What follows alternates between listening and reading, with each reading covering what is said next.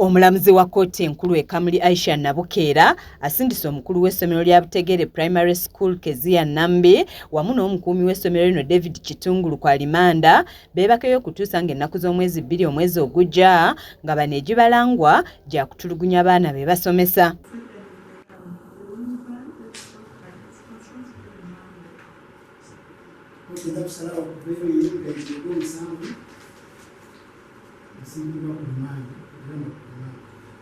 Bano bagguddwako emisango 3 nga gyonna gyekuusa ku kutulugunya baana ng'omulamuzi asoose kubabuuza oba nga bakkiriza emisango gye bazza wabula nga ye headmistress Nambi agyegaanye nga ye Kitungulu agikkiriza.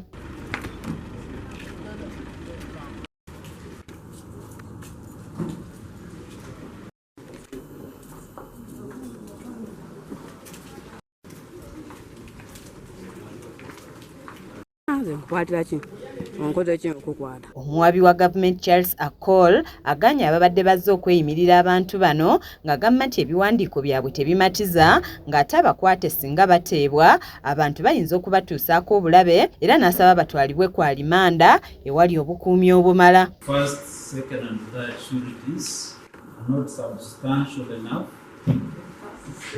Second and third sureties are not substantial enough.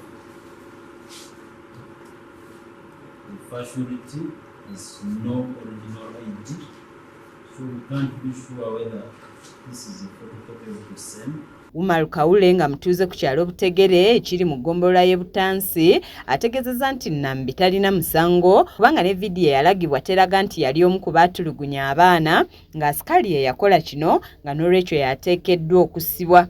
Nze mu kugiringirira asikali nayika omusango kubanga n'akatambi w'olingirira asikali ne yakuba abaana be ate baana be ayi yali yeegezaako okukangavvula abaana be kyamubitiriraku.